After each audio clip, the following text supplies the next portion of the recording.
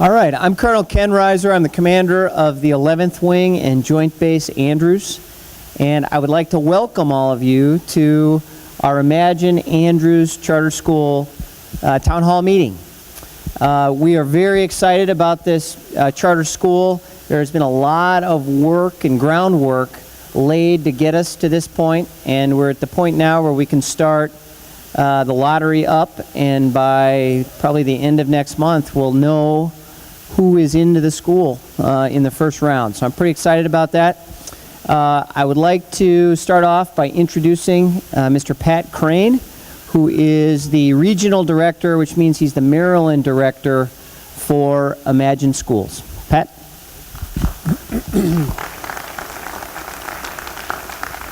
Thank you, Colonel Reiser, for that introduction. I want to just say on a personal note, it's my honor and privilege to be here. As a lot of you know, this is our second town hall meeting here on base. I don't know how many of you were at the first meeting. Could I just see a show of hands for those of you who came to the first meeting? Okay, so most of you in this room. That's great.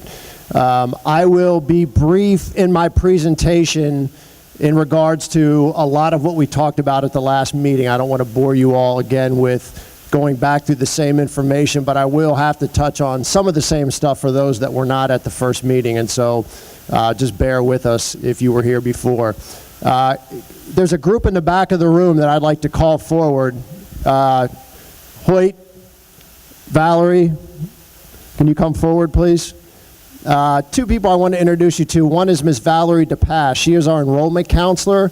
For a lot of you who have registered already and or emailed, called, a lot of you may have spoken to Valerie or you may have gotten emails from her, so I wanted to put a face with a name so you all know. From now on, when you email info@imagine.andrews, that's who you're actually emailing. There's an actual person sitting behind that computer. So, Mr. Pass, I'd like to just introduce you to the parents, and the other gentleman here is Mr. Hoyt King. Hoyt works for Imagine Schools, and he is our developer. So he's the one that's in charge of putting the beautiful temporary building together, which some of you hopefully saw the rendering coming in. He'll also be in charge of putting the permanent facility together. And we'll talk more about the facility tonight because we have a lot more information this evening than we did the last time we spoke to you all. And I think you're going to like the way our temporary and permanent facility is coming together. So you'll hear from Hoyt a little bit later on the facility. I just wanted to introduce these two folks so you can put a face with a name.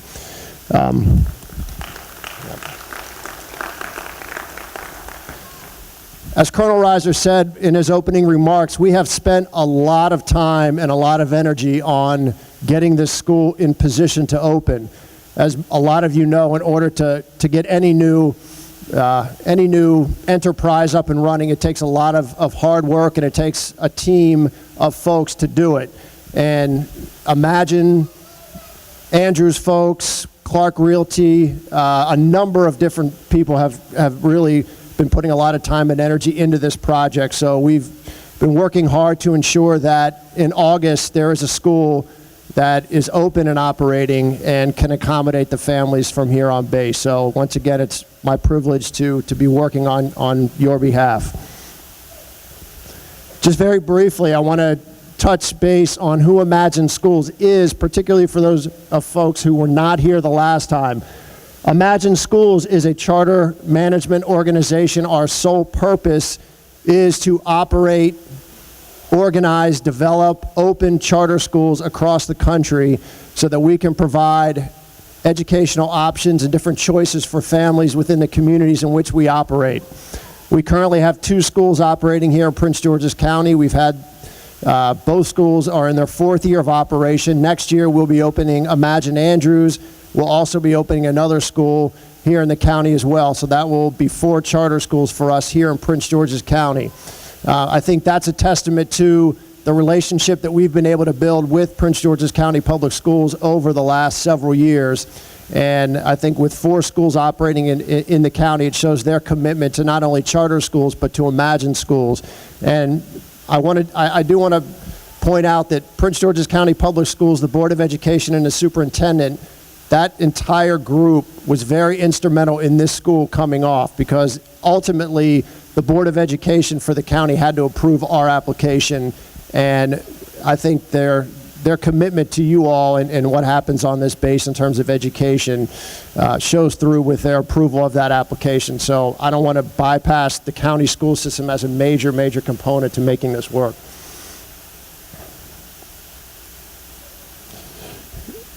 One quick thing that I do want to point out is the 6 measures of excellence. We don't try to make things complicated with Imagine Schools. We take 6 measures, and that's how we grade ourselves each and every year for the performance of our schools. And as you can see as we go through here, parent choice. So our sole reason for existence is you all, okay?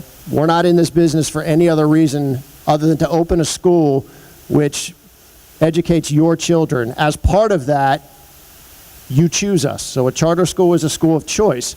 So just like you can choose us, I don't know if this is really a word, but you can unchoose us. Okay? You can choose to go somewhere else. And so we can only sustain our school if you're satisfied, you're happy with what's going on in that building.